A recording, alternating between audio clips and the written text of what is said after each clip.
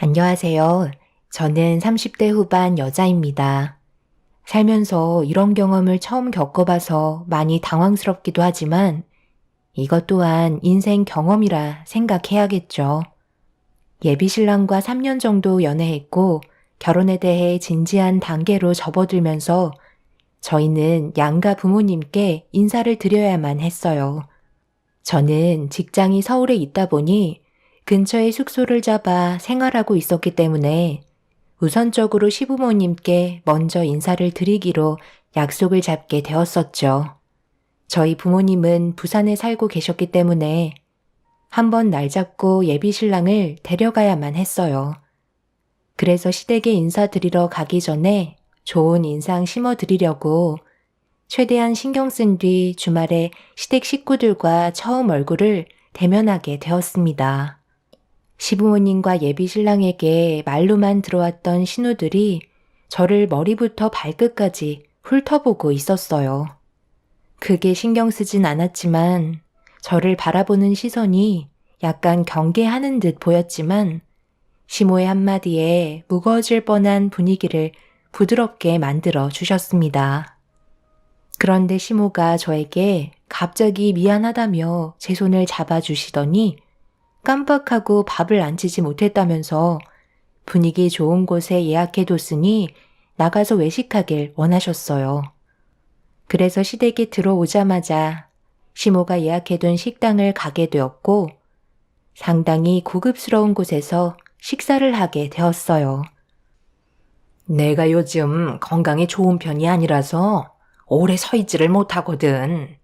그래서 우리 가족들도 웬만하면 나가서 한 끼 때우는 정도인데 그렇다고 동네 앞에서 해결하기에는 첫날인데 분위기가 별로일 것 같아서 그나마 괜찮은 곳을 예약해 뒀었거든. 앞으로 우리 집안의 첫 며느리가 될 텐데 제대로 된 음식점에서 초대하고 싶었다. 이해해 줄 수 있지? 그럼요. 당연히 이해해 드리죠. 저는 음식 문제에 대해 크게 상관하지 않아요.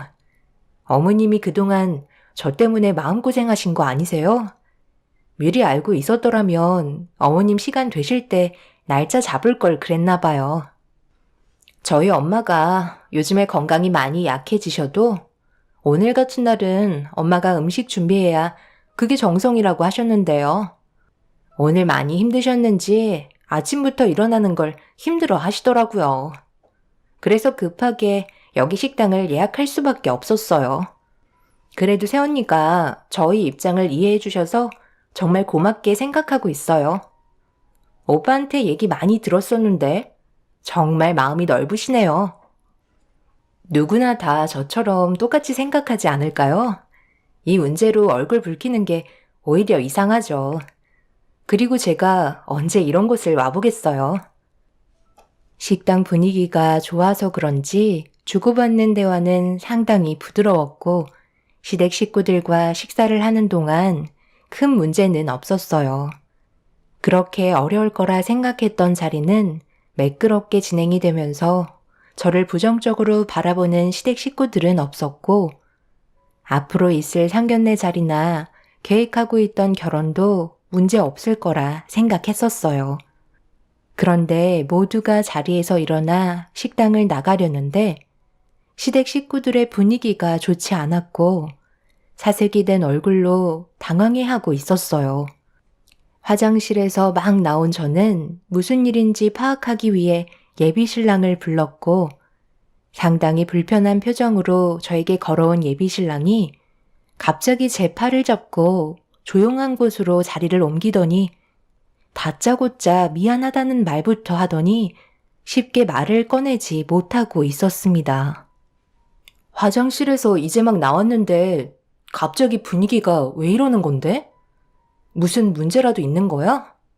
다들 안색이 안 좋으시던데? 그게 지금 나도 이런 일이 생길 거라곤 전혀 예상을 못해서 부탁할 사람이 당신밖에 없는데 이거 어쩌지? 무슨 부탁인데 왜 이렇게 뜸을 들이는 거야? 내가 해결해 줄 수 있는 거면 일단 말을 해야 나도 결정을 할 거 아냐.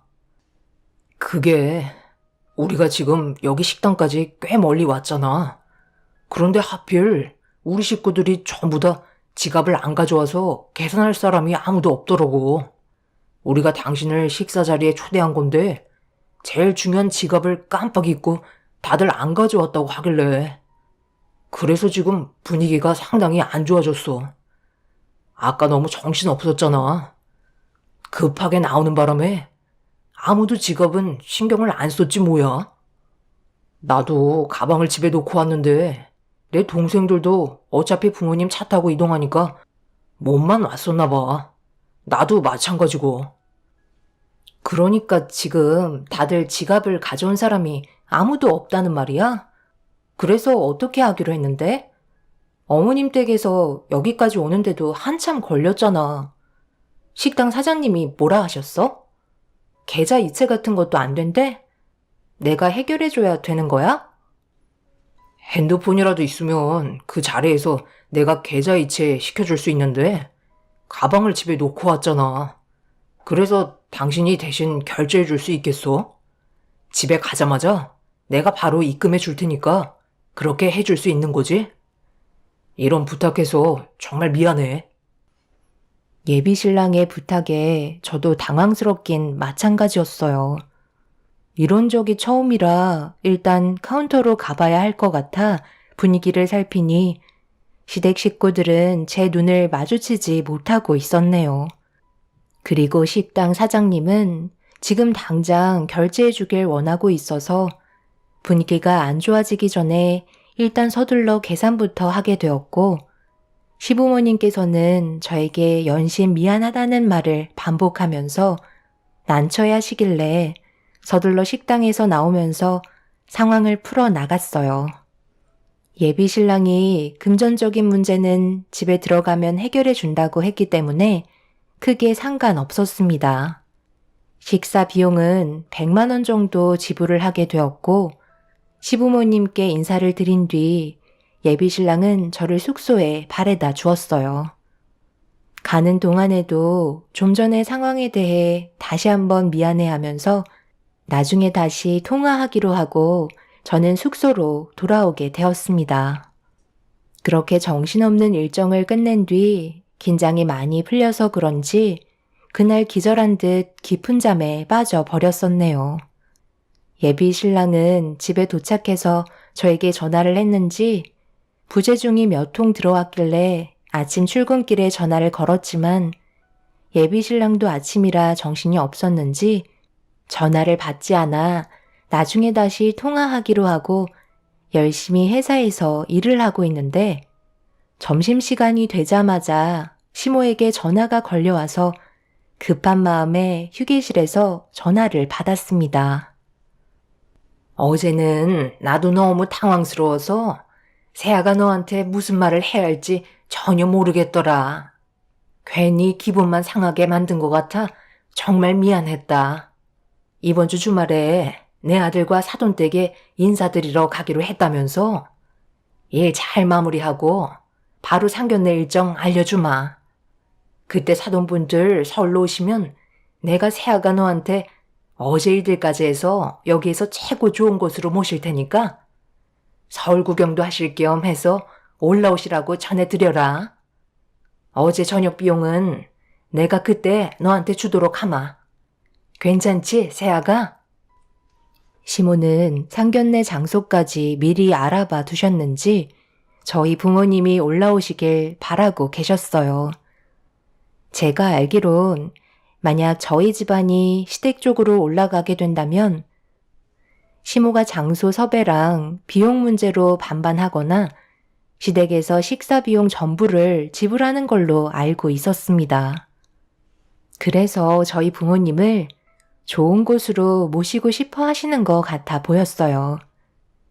신경 써주시는 건 정말 감사했지만 전날에 제가 지불했던 100만 원을 그때 한꺼번에 정리하고 싶어 하셨어요.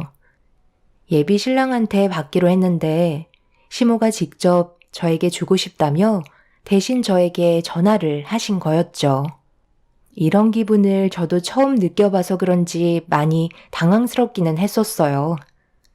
시댁 식구들에게 제가 식사 대접했다고 그냥 100만 원 안 받을 수도 있지만 초대받은 입장에서 음식값을 지불했다는 게 썩 좋지만은 않았었죠. 그렇다고 바로 저에게 주시는 것도 아니고 상견례 날 한 번에 주겠다는 거 어떻게 시모에게 직접적으로 바로 100만 원을 달라고 얘기할 수가 있겠어요. 그래서 알겠다고 얘기한 뒤에 전화를 끊게 되었었죠. 시모와 통화를 끝내자마자 곧바로 예비 신랑에게 전화가 왔어요. 시모와 어떤 대화를 나눴는지 대충 알고 있는 듯 제 기분을 살피고 있는 것 같았습니다. 시모와 나눈 통화 내용에 대한 불만을 굳이 예비 신랑에게 표출할 필요는 없다고 생각했었어요. 어찌됐든 시모가 상견례 날 100만 원을 주신다고 하셨기 때문에 일단 상황을 지켜보는 게 좋을 것 같았죠. 그렇게 주말이 다가오고 예비 신랑과 함께 부산에 계시는 친정 부모님께 인사를 드리러 가게 되었습니다. 저희 부모님도 예비 신랑이 어떤 사람인지 저에게 어느 정도 들어왔었기 때문에 처음으로 인사드리는 자리에서 별 다른 문제는 없었고 저희 부모님께서도 예비 신랑을 좋게 봐주고 계셨어요. 엄마는 예비 사위 온다고 몸도 불편하시면서 많은 음식들을 준비해 주셨고 좋은 분위기로 식사 자리를 만들어 갈 수 있었어요. 부모님께 정말 감사했고 자연스럽게 상견례 일정 얘기가 나왔습니다. 부모님은 서울로 올라오시는 걸 긍정적으로 생각하셨고 그렇게 부모님과 잠깐의 시간을 보낸 뒤 저희는 다시 서울로 올라오게 되었네요. 아무 문제 없이 매끄럽게 진행이 되고 있어서 크게 결혼은 문제 없이 진행이 될 것 같아 걱정하지 않고 본업에 집중하면서 시간을 보내다 보니 어느새 상견례 날이 다가오게 되었죠. 시모가 직접 알려주신 주소로 저희 부모님과 함께 상견례 장소에 도착하게 되었고 시댁 식구들은 미리 자리에 참석해 있었습니다. 부산에서 오신 저희 부모님을 보고 시부모님은 고생 많으셨다며 자리에서 일어나 인사를 건네셨고 그렇게 양가 집안 분위기는 상당히 화기애애하게 이어지고 있었습니다.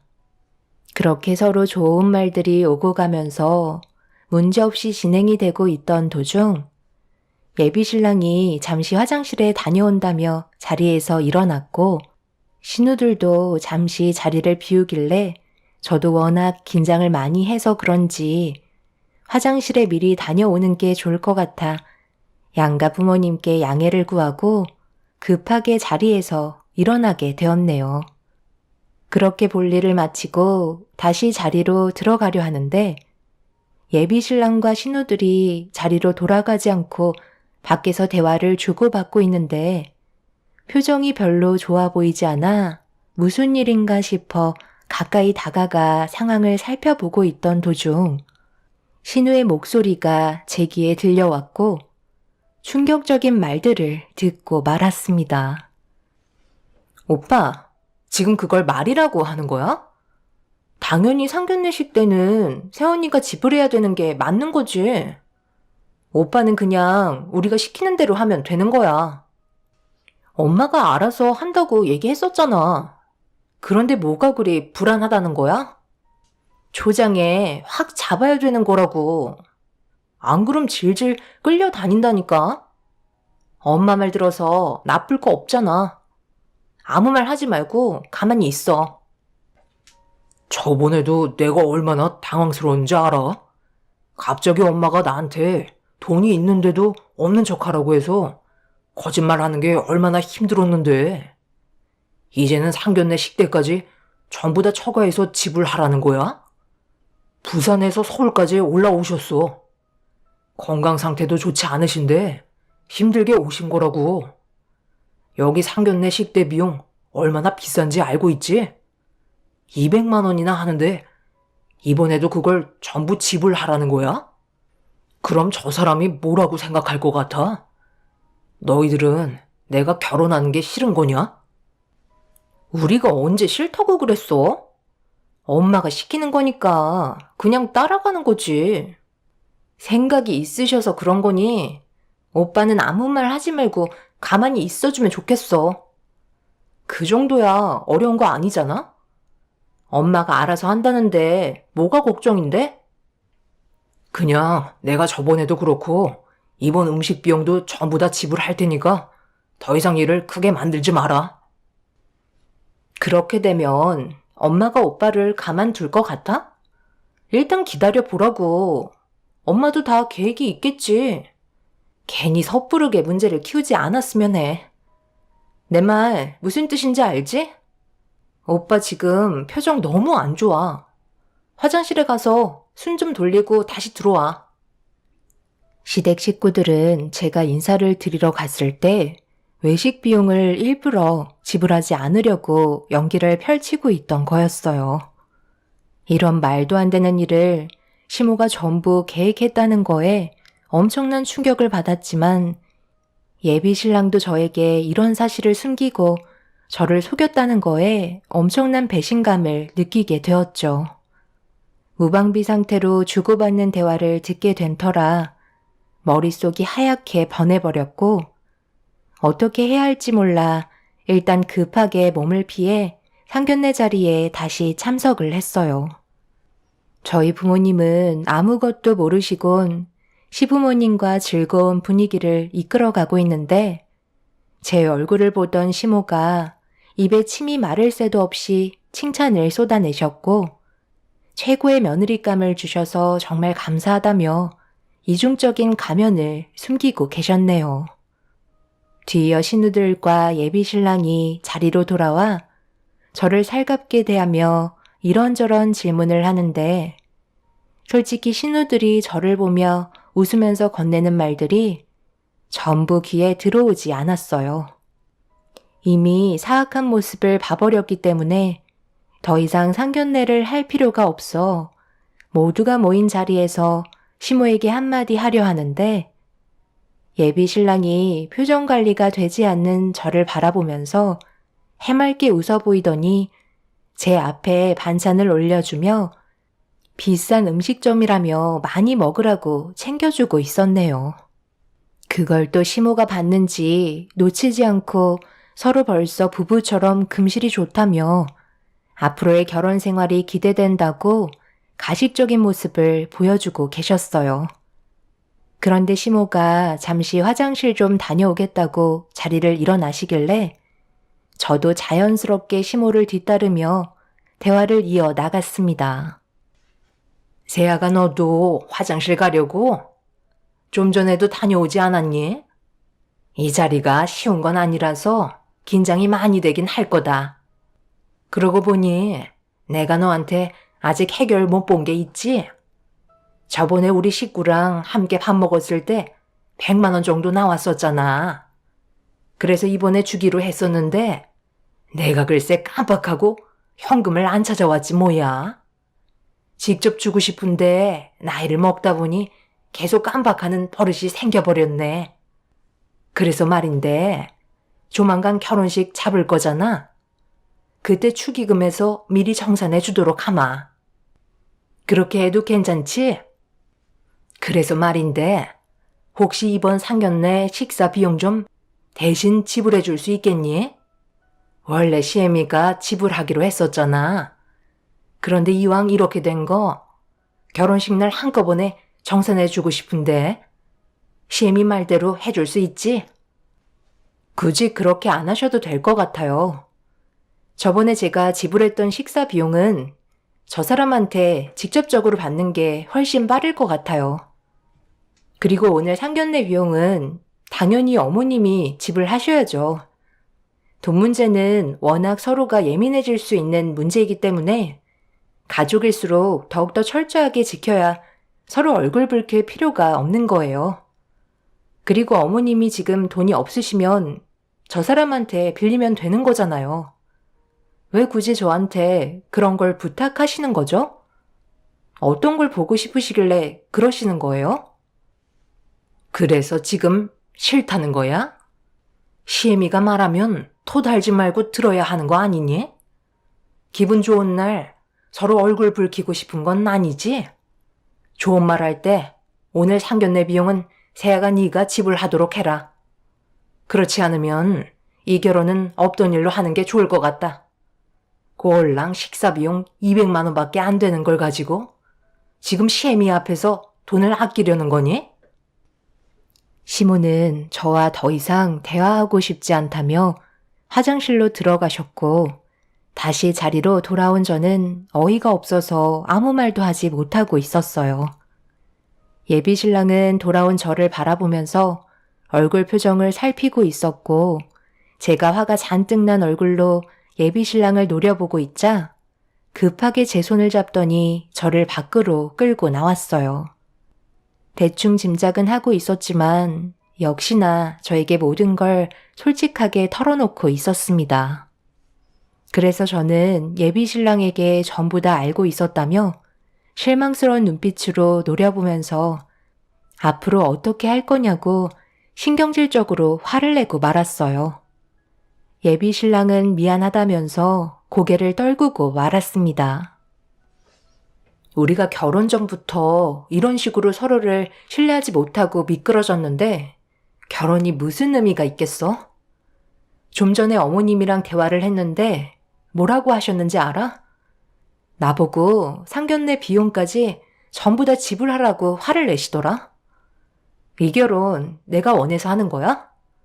내가 인사드리러 갔는데 식사 비용을 지불하는 사람이 어디 있냐고. 거짓말하기 전까지는 이해하고 있었어. 오늘 주신다고 하셨으니까. 그런데 이제는 결혼식 날 축의금으로 주시겠대. 그 말이 무슨 뜻이겠냐고. 돈을 아예 주지 않으시겠다는 거잖아. 저런 식으로 나오시는데 내가 이 결혼 해야 할까? 당신도 나한테 거짓말로 속였잖아. 내가 정말 미안해. 나도 엄마가 시키는 일이라 어쩔 수 없었는데 일이 이렇게까지 커지게 될 줄은 전혀 몰랐었어. 이번 한 번만 넘어가면 안 될까? 앞으로 내가 정말 잘할게. 이 문제로 우리 사이가 멀어지면 안 된다고. 해결하면 되는 거잖아. 당장 해결한다고 해서 그 다음은 안 그러실 것 같아? 이런 식으로 계속해서 나를 속이려 들 테고 내 지갑에 있는 돈을 뺏으려고 계획하시겠지. 벌써부터 이렇게 나오시면 2번, 3번은 원래 더 쉬워지는 거야. 우리 그냥 여기까지 하는 게 좋겠어. 예비 신랑은 저에게 그 자리에서 무릎을 꿇었어요. 절대 헤어질 수 없다며 애원했지만 이제 저는 마음을 돌려버린 상태였죠. 저희 둘은 아무것도 해결하지 못한 채 다시 자리로 돌아왔고 어느 정도 상황이 끝난지라 양가 부모님 인사를 끝으로 모두 자리에서 일어났는데 시모가 저희 부모님 몰래 뒤에서 상견례 식사 비용 계산서를 건네주셨어요. 받지 않으려 했지만 계속 계산서로 옆구리를 툭툭 치시길래 어쩔 수 없이 계산서를 건네받은 뒤에 부모님이 안 보실 때 카드로 결제를 하게 되었습니다. 진작에 이럴 건데 뭐하러 안 좋은 말까지 듣게 만들어? 너도 그렇고 나도 기분만 안 좋아졌잖니. 오늘 하루 애썼다. 어머님도 고생 많으셨어요. 아버님도 살펴 들어가세요. 그리고 당신은 이거 가져가. 영수증도 챙겨갈 거지? 지금 뭐 하는 거니? 왜 카드를 내 아들한테 건네주는 거야? 옷이라도 한 벌 사라고 건네준 거니? 이제야 눈치 좀 생겼구나. 엄마, 이 카드 제 거예요. 엄마 때문에 파혼하자는 말까지 나왔다고요. 저 사람 처음 인사 왔을 때 식사 비용 제가 이자까지 쳐서 계좌로 이체시켜줬어요. 그리고 장인 장모님께서 가까운 것도 아니고 부산에서 서울까지 오셨는데 상견례 식대 200만 원을 왜 저 사람이 지불해야 되는 건데요? 엄마의 행동이 저도 납득이 안 가서 제 카드 건네줬어요. 뭐라고? 그럼 지금 상견례 식사 비용 200만 원을 너 카드로 결제를 했다는 거야? 왜 엄마랑 한마디 상의도 없이 혼자 판단하고 결정하는 건데 당장 취소하고 새아가한테 카드 바꿔라. 안 그럼 내가 가만두지 않을 거야. 알겠어? 제가 왜 저 사람 카드를 받아요? 저희 파혼했어요. 이제 남남이라고요. 이런 식으로 결혼하는데 무슨 의미가 있다고 그래요? 각자 맞는 사람들끼리 만나서 결혼하는 게 모두의 정신건강에 좋을 것 같아요. 어머님, 식사 맛있게 잘했어요. 확실히 비싼 곳은 달라도 너무 다르네요. 저희 부모님께서도 너무 만족하셨어요.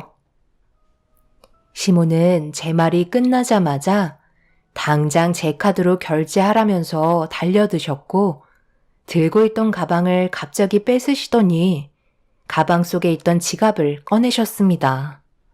그리고 지갑 안에 있던 카드를 전부 다 꺼내더니 예비 신랑 카드로 결제한 걸 취소하고 제 카드로 결제하려는 순간 지갑에서 청박 명함 하나가 떨어졌고 그걸 주워서 살펴본 시모는 사색이 된 얼굴로 혼비백산하고 말았습니다. 그 명함은 청박으로 아빠의 이름이 적혀 있었고 반대편에 청박으로 그려져 있는 그림을 확인한 대표 이름이 아빠로 되어 있는 걸 재차 확인하면서 저에게 물어본 질문에 모든 걸 솔직하게 설명해 드렸습니다. 아빠는 부산에서 요트 사업을 하고 계세요. 그래서 명함에 요트 그림이 그려져 있었는데 이런 상황을 예비 신랑도 알지 못했었어요. 부모님께서 결혼식이 끝날 때까지 아빠가 무슨 일을 하고 계신지 알리고 싶어 하지 않으셨기 때문에 그동안 아무 말 없이 조용히 상황을 지켜보고 있었습니다. 그런데 시모가 저를 금전적으로 이용하려 드는 모습을 아시게 된 부모님께서 화가 머리끝까지 올라오셨고 시모는 아빠가 요트 사업을 하고 계신다는 걸 알게 되면서부터 갑자기 태도가 바뀌기 시작했어요. 저에게 했던 행동들에 대해 그 자리에서 용서를 구하시더니 앞으로 이런 일은 절대 없을 거라며 잠깐의 실수를 넘어가 달라고 애원하셨습니다. 하지만 아빠는 시모의 말을 들으려 하지 않으셨고 저희는 파혼을 선택하게 되었네요. 시모의 생각 없는 행동이 저와 예비신랑 사이까지 멀어지게 만들어버린 충격적인 사건이 되어버렸고 시모는 신우들을 데리고 저희 회사까지 찾아와 그 사람과 다시 만나달라고 손이 발이 되도록 빌고 계십니다. 하지만 절대 받아주지 않고 단호하게 거절하며 더 이상 엮이지 않았어요. 저런 쓰레기 같은 집안과는 2번 다시 만나고 싶지 않네요. 이래서 아빠가 웬만하면 숨길 수 있는 건 결혼식 전까지 밝히지 않는 게 좋을 거라고 하셨는데 부모님 말을 듣길 정말 잘한 것 같아요. 앞으로 2번 다시 그 집안과는 마주치지 않았으면 좋겠습니다. 여러분들께서는 저런 시댁 집안의 행동에 대해 이해되시나요? 처음 겪게 된 상황이라 정말 당황스럽기만 하네요. 똥차 지나갔으니 앞으로 더 좋은 일만 찾아왔으면 좋겠어요. 제 사연 들어주신 분들도 언제나 가정에 행복만 가득하시길 바랍니다. 감사합니다. 안녕하세요. 저는 35살 여자입니다. 최근에 정말 말도 안 되는 일을 겪게 되면서 예비 신랑과 파혼을 하게 되었습니다. 그동안 예비 신랑을 얼마나 아끼고 책임감 있게 키웠는지는 충분히 이해는 하겠지만 관심과 집착은 분명 확실하게 차이가 있다고 생각해요. 예비 신랑과 결혼을 하겠다고 결심을 하게 되었을 때 인사를 드리러 간 적이 있었어요.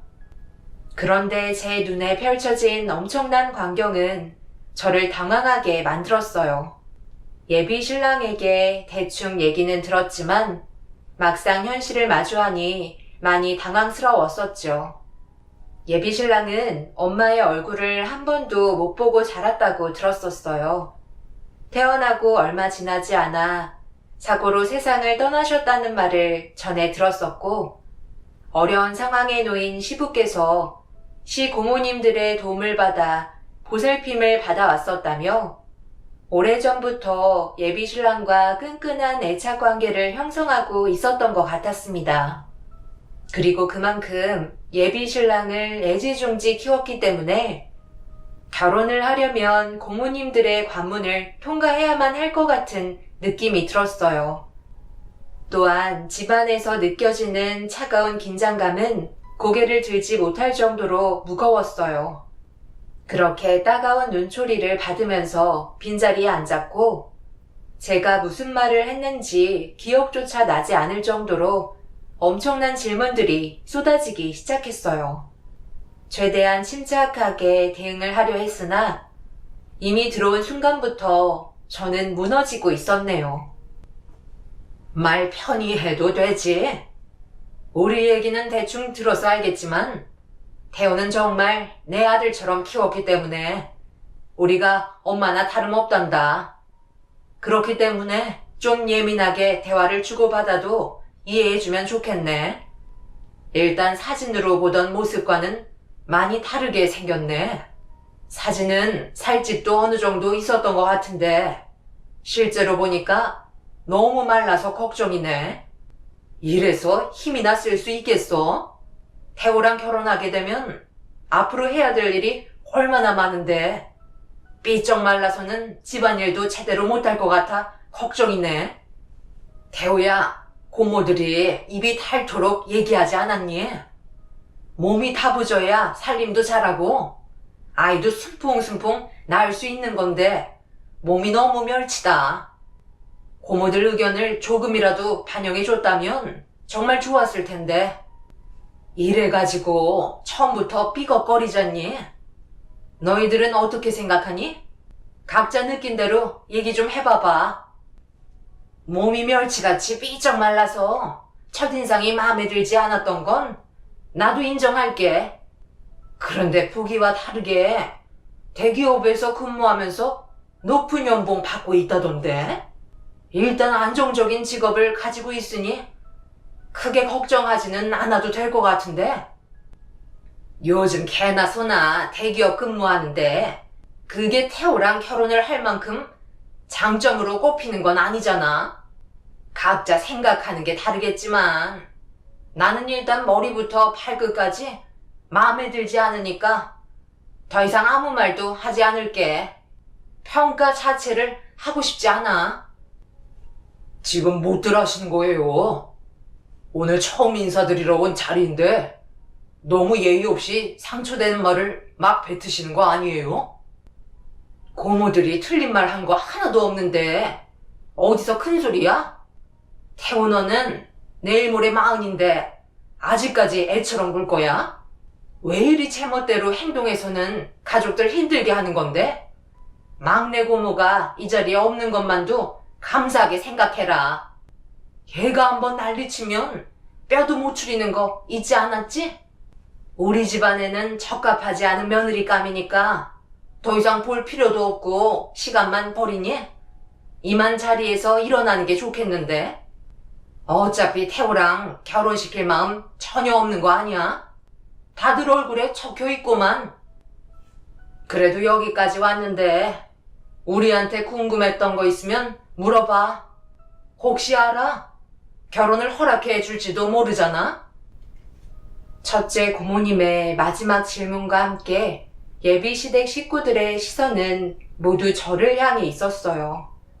그리고 멸치라고 지적했던 부분에 대해서 오해가 있다며 보기와는 다르게 힘도 세고 지금까지 살면서 부모님 밑에서 집안일도 도왔기 때문에 보시는 거와 다르게 야무지게 모든 일들을 잘 처리한다며 질문이 아닌 해명을 하고 있었습니다. 저를 안 좋게 보시는 부분에 대해서 확실하게 짚고 넘어가야 제 속이 편할 것 같았어요. 그리고 제가 궁금했던 부분에 대해 질문을 하려는데 누군가 현관문을 열면서 들어오는 한 사람을 보게 되었고 hom상궂은 얼굴로 걸어오는 분과 눈이 마주치면서 느낌상 막내 고모라는 걸 알 수 있었습니다. 그리고 모두들 숨죽이며 침을 삼키면서 막내 고모님에게 시선을 떼지 못하고 있었어요. 그때 알 수 있었죠. 시댁 집안의 실세는 막내 고모였고 예비 신랑 또한 굳어진 얼굴과 어색한 미소로 인사를 건네는 모습을 보면서 저 또한 긴장이 되었습니다. 지방의 체인점 오픈 때문에 일이 바빠서 올 수 없다더니 시간을 뺄 수 있었나 봐. 미리 연락이라도 하지 그랬어. 오늘처럼 중요한 시간에 내가 빠지면 되겠어? 언니들을 내가 믿을 수 있어야지. 쓸데없는 질문 같은 거 하지 않았지? 반가워요. 나는 태호가 어렸을 적 옆에서 제일 많이 돌봐주며 내 자식처럼 키워주고 지금까지도 엄마 역할을 톡톡히 하고 있는 막내 고모예요. 대충 얘기는 들었네요. 분위기를 보면 알겠지만 우리가 워낙 힘든 상황에서 태호를 키웠기 때문에 그만큼 예민하다는 건 이해를 해줘야 돼요. 본론으로 들어가기 전에 아니 어떻게 손님을 불러놓고 과일 하나도 안 내어오는 거야?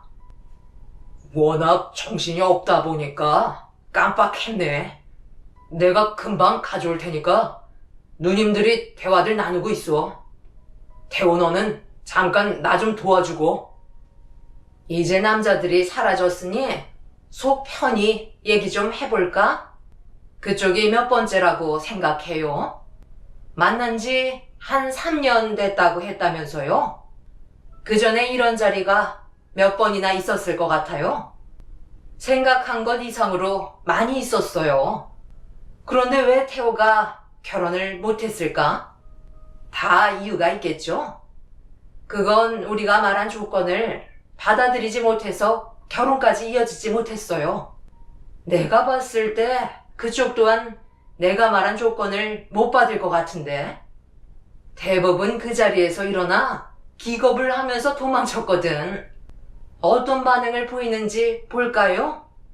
우선 결혼을 하게 된다면 이 집에서 같이 생활하는 게 좋을 것 같네요. 설마 예비 시아버지가 이 넓은 집에서 혼자 생활하는 처량한 모습을 보고 싶진 않겠지? 그리고 우리가 그동안 고생한 만큼의 작은 성의를 보여줬으면 좋겠는데 우리 고모들이 5이나 되잖아요. 그동안 태호를 잘 키워줘서 고맙다는 성의 표시로 각각 1억씩 보내주면 원하는 결혼 할 수 있어요. 네? 한 분당 1억씩을 드려야 한다고요? 그럼 5억이나 되는 거잖아요. 아버님 집에서 같이 생활하는 건 어느 정도 받아들일 수 있지만 금전적으로 요구하신 부분은 너무 당황스러워요. 제가 그 정도의 돈을 가지고 있는 것도 아니고요. 저희 집안에서도 이 문제는 해결해주기 어려워할 것 같아요. 이런 조건 때문에 태호 씨랑 결혼하겠다고 인사 왔다가 왜 다들 도망쳤는지 이해할 수 있겠네요. 그냥 그쪽은 시어머니가 5이라고 생각하면 되는 거예요. 솔직히 1억 정도야 부담이 없겠지. 하지만 시어머니가 5이나 됐는데 그럼 모두를 충족시켜야 할 거 아니에요? 똑같이 배분을 해야 귀가 시끄럽지 않지. 괜히 누구는 1억 주고 누구는 5천 주고 이런 식이면 이 결혼이 매끄럽게 진행이 되겠어요? 5억에 이 결혼 할 거예요, 말 거예요? 정말 어이가 없었습니다. 예비 신랑을 어렸을 적부터 자기 아들처럼 생각하며 키워주신 건 정말 감사하게 생각하고 있었지만 그렇다고 이런 식의 조건을 내민다는 건 너무하다 싶었어요. 그래서 아무 말도 하지 못하고 머뭇거리고 있는데 때마침 시부와 예비 신랑이 주방에서 과일을 깎아 내어주었고 저를 보며 즐거운 대화 주고받고 있냐는 말에 막내 고모님께서 원하신 조건에 대해 예비 신랑한테 말을 해주자 듣는 순간 얼굴을 붉히며 난리를 치고 있었지만 5 고모님들은 꿈쩍도 하지 않았어요. 제가 인사 오기 전에도 이런 적이 몇 번 있었다고 얘기했었기 때문에 이런 일이 한두 번은 아닌 듯 보였습니다. 고모들은 내가 결혼하길 원하는 거야? 이래서 누가 나랑 결혼하겠다고 이 집에 들어오겠냐고. 그동안 나를 키워준 보상을 왜 이 사람한테 받으려는 건데? 고모들 돈 많잖아. 다들 부유하면서 꼭 이런 식으로 행동을 해야 되는 거야? 그럼 우리가 너를 몇십 년 동안 키우면서 뒷바라지 다 해줬는데 예단비로 그 정도의 보상은 당연히 받을 수 있는 거지. 아무런 조건 없이 그냥 데려가겠다는 게 말이 된다고 생각해? 우리가 가지고 있는 돈과는 엄연히 의미가 다른 돈이라고. 너를 진심으로 사랑한다면 돈이 문제겠어? 모든 걸 다 내어줄 정도의 마음을 직접적으로 보여주는 거나 다름없는 거라고. 이 정도도 못 해준다면 우리는 결혼 허락해 줄 수 없다. 그러니 그쪽도 받아들이기 힘들 것 같으면 당장 돌아가요. 예비 신랑은 더 이상 듣기 싫다며 제 팔을 잡고 밖으로 나왔어요. 저에게 미안하다는 말과 함께 그날 정말 많은 술을 마셨고 원하는 결혼은 무리가 있을 것 같았어요. 고모님들께 각각 1억씩 준다 해도 시어머니가 5이나 다름없었기 때문에 시집살이 또한 감당할 수 없을 것 같았고 고모님들 한 분 한 분 모두의 기가 너무 세서 이 집안에서는 살아남을 수 없을 것 같았네요. 아예 인연을 끊고 산다는 것 또한 절대적으로 불가능해 보였습니다. 제가 봤을 때 예비 신랑은 평생 혼자 살 수밖에 없는 불행한 인생을 살아야 할지 모른다는 생각이 들었고 저 또한 5 고모님들의 등살을 온몸으로 받아내며 예비 신랑과 함께 인생을 살아가기에는 자신이 없었네요. 결국 며칠 동안 고민하면서 결정한 끝에 이 사람과 함께한 시간들은 마음에 묻어둔 채 헤어져야 할 것 같다고 얘기했어요.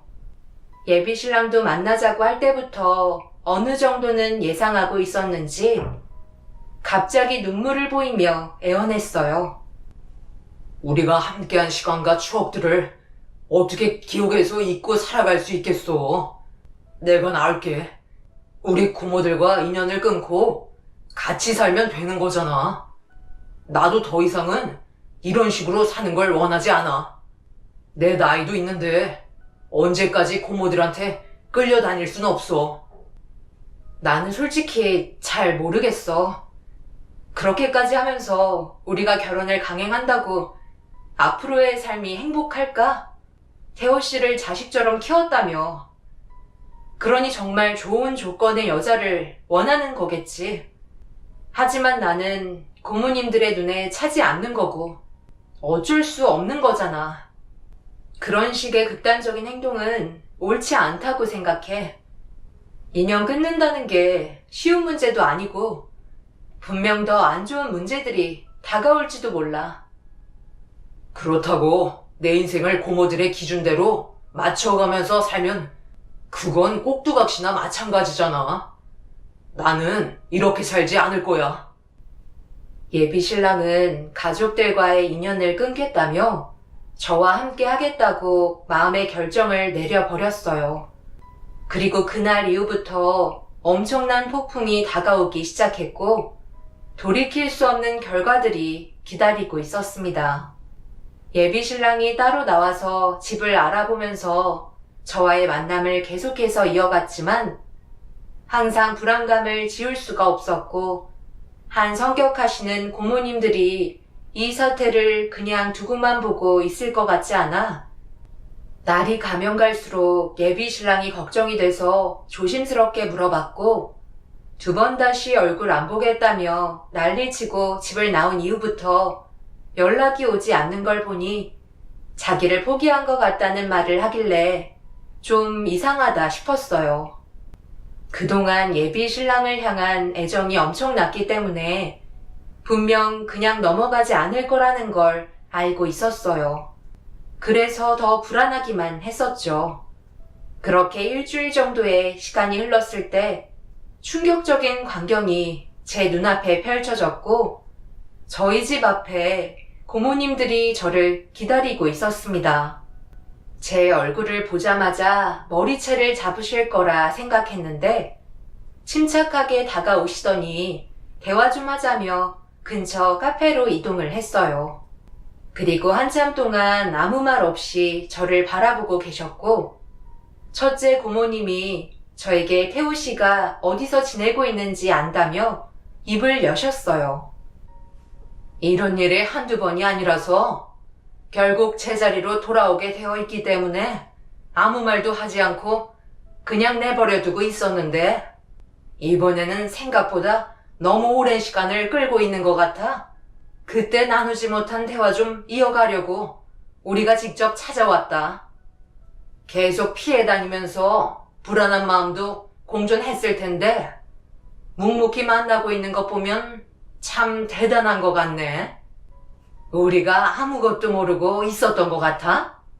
어디서 뭘 먹었고 무엇을 했는지까지 전부 다 보고받고 있었어. 너희들을 감시하는 눈이 몇 개인데 그냥 건들지 않고 지켜보고만 있었을 뿐이야. 그런데 일주일 정도 지났으면 우리를 찾아오던가 연락이라도 줘야 하는 거 아닌가? 언제까지 시간만 잡아먹을 거야? 태우랑 결혼할 거야? 말 거야? 저번에 말한 조건은 변함없고 받아들이기 힘들다면 이제 더 이상은 만나지 않았으면 좋겠는데 이 문제에 대해 부모님과는 상의해봤나? 아직까지 말도 안 한 건 아니지?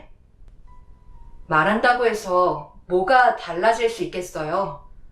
당연히 결혼 얘기는 없던 걸로 하자고 얘기하셨겠죠. 저부터도 벌써 많은 생각을 하게 되던걸요. 그때는 너무 정신이 없어서 제대로 말을 할 수가 없었는데요. 어느 정도 진정이 되니까 할 말은 해야겠더라고요. 태호 씨, 장가 보낼 생각 없으시죠? 진심으로 아들처럼 사랑하고 있다면 행복을 바라는 게 우선일 텐데 돈을 바라시는 모습을 보니 고모님들의 욕심만 채우려는 모습이 정말 실망스러웠어요. 태우 씨가 물건도 아니고 저를 상대로 장사하시는 거예요?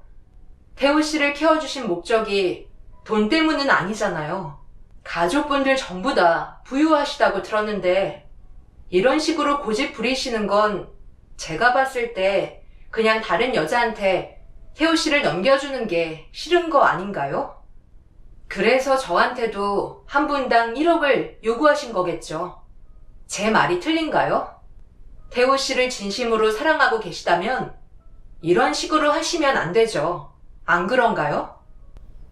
고모님들은 당당하게 할 말 다 하는 저를 보곤 당황했는지 주문한 음료를 들이켜기 시작했고 그때부터 고모님들의 본심이 나오고 있었습니다. 제 말이 전부 다 맞는다며 다른 여자에게 보내고 싶지 않다는 게 결론이었고 제가 떠나고 다른 여자가 와도 똑같이 행동할 거라며 돈이 많던 적던 상관없다면서 제 자체를 싫어하고 있었습니다. 그리곤 2번 다시 만남을 지속하지 않았으면 좋겠다는 말과 함께 자리에서 일어났고 마지막 경고라며 한 번만 더 태호 씨랑 만나고 있다는 보고가 귀에 들어오는 순간 그때는 가만두지 않겠다는 충격적인 말을 건네셨습니다. 그런 분위기를 느껴본 것도 처음이었지만 더 이상 관계를 끌고 갔다가는 제가 피해를 보거나 저희 집을 알고 있기 때문에 부모님에게까지 문제가 생길 수도 있을 것 같아 예비 신랑에게 곧바로 전화를 걸었어요. 그리고 더 이상의 관계를 유지하기에는 힘들 것 같다며 앞으로 연락도 하지 말고 만나지도 말자며 통보한 뒤에 전화를 끊게 되었네요. 재차 연락이 왔지만 받지 않았고 집 앞에서 한참을 기다리거나 저희 집 문을 두드려도 열어주지 않았어요. 부모님께서는 무슨 일이 있냐고 물어보셨지만 나중에 다 설명드리겠다며 저 혼자 모든 걸 처리하고 있었어요.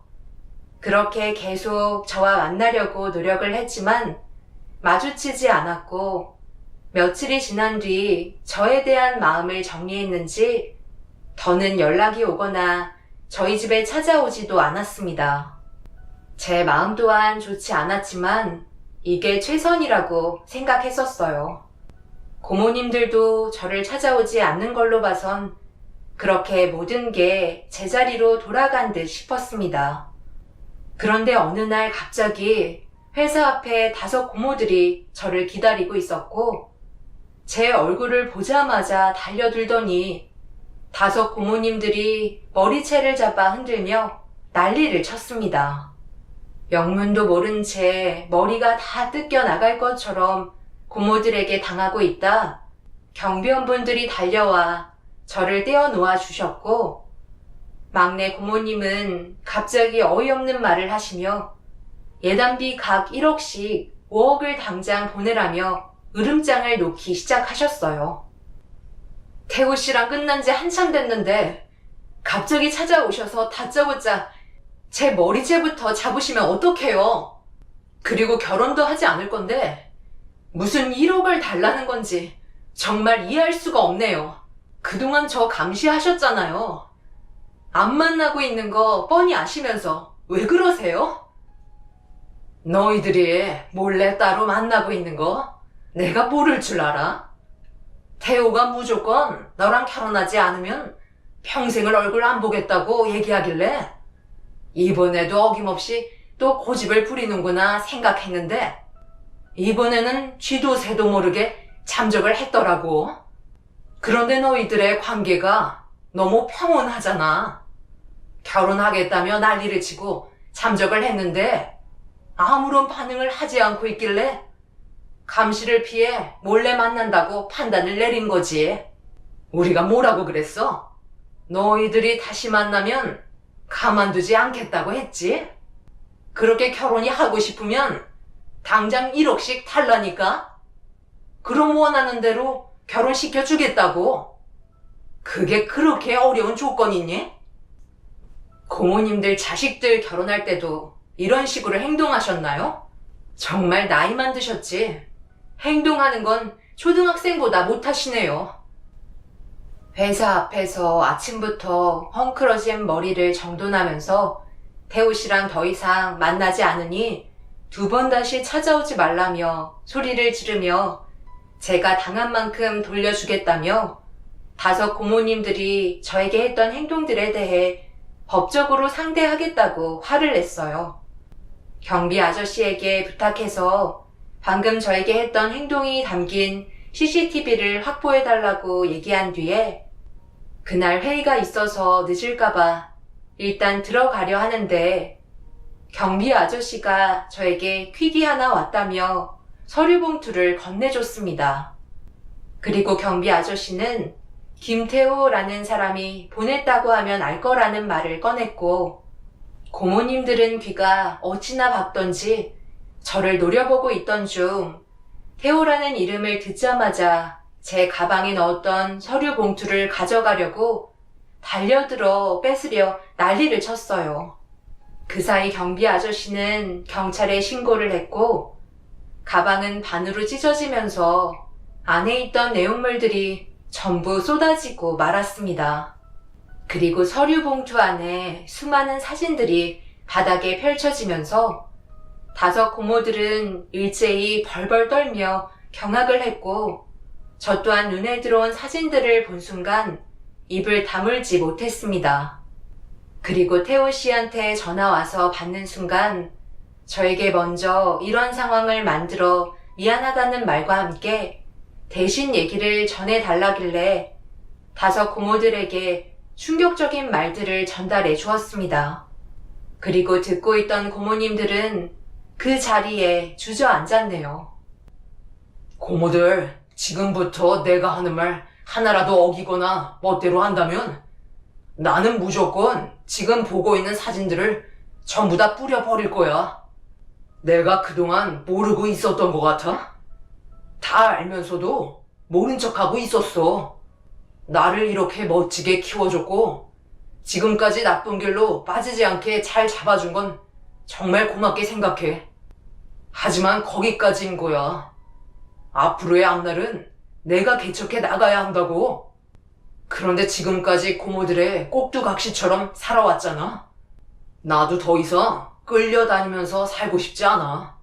내 전화 한 통이면 거기에 있는 사진들이 전부 다 고모부들한테 넘어갈 거고, 고모랑 내가 알고 있는 사람들의 손에 쥐어질 거야.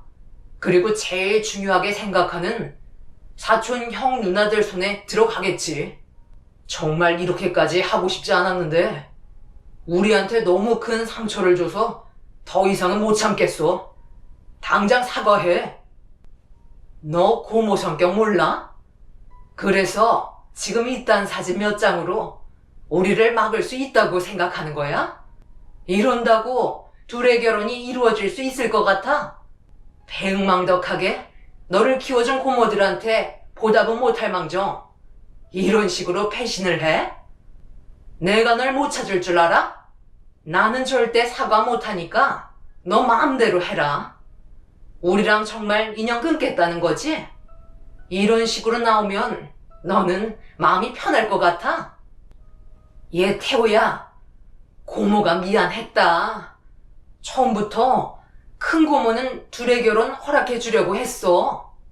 그런데 너희 막내 고모가 그동안 키워준 값은 받아야 한다고 계속 우기길래 어쩔 수 없이 말을 따라왔단다. 너도 막내 고모 성격이 얼마나 더러운지 알잖아. 그리고 그 자리도 전부 다 너희 막내 고모가 주선해서 이루어진 자리야. 관광버스 여행 한번 갔다 오자고 해서 잠깐 다녀왔던 것 뿐이야. 회사 앞에서 고모님들은 난리도 아니었어요. 첫째 고모부터 넷째 고모님까지 저에게 잘못을 용서해달라며 비셨지만 성격이 제일 불같은 다섯째 막내 고모는 저에게 용서를 구하지 않으셨습니다. 그리곤 이성을 잃어버리면서 이렇게까지 된 게 전부 다 제 잘못이라며 저에게 달려들었고 결국 경찰서로 전부 다 연행이 되었네요. 사진 속에 있던 장면들은 전부 다 고모님들이 다른 남자들과 관광버스 안에서 춤추고 놀면서 유흥을 즐기는 사진들이었어요.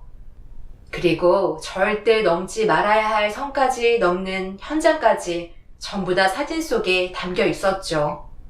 한두 번이 아니었고 계절이 바뀔 때마다 이런 식으로 놀러를 다니고 있었네요. 그리고 태호 씨는 시작도 함께 했으면 마무리도 함께 해야 한다고 다섯째 고모가 저에게 사과를 하지 않자 사진들은 고모님들과 관계가 되어 있는 사람들에게 전부 넘어갔는지 다섯 집안은 난리가 나고 말았습니다. 경찰서로 다섯 집안의 가족들이 전부 다 몰려왔고 아수라장이 되어버리고 말았어요. 저는 경찰들과 어느 정도 대화를 끝내고 법적으로 처리하겠다고 얘기한 뒤 그 자리에서 빠져나왔고 너덜거린 상태로 회사로 다시 출근하려는데 태호 씨가 저를 기다리고 있었네요. 정말 미안해. 나도 이렇게까지 하고 싶지 않았는데 우리한테 대하는 행동들이 너무 심하다고 생각해서 참지 못하고 그동안 모른 척했던 진실들을 전부 폭로하고 말았어. 우리 집안은 이제 무너지게 되겠지. 그래도 바로 잡아야 한다고 생각해. 모든 게 정리가 되면 우리 다시 시작할 수 있을까? 내가 전부 다 마무리가 된 이후에 다시 갈 테니까 받아줄 수 있겠어? 저는 아무 말도 하지 못했었어요.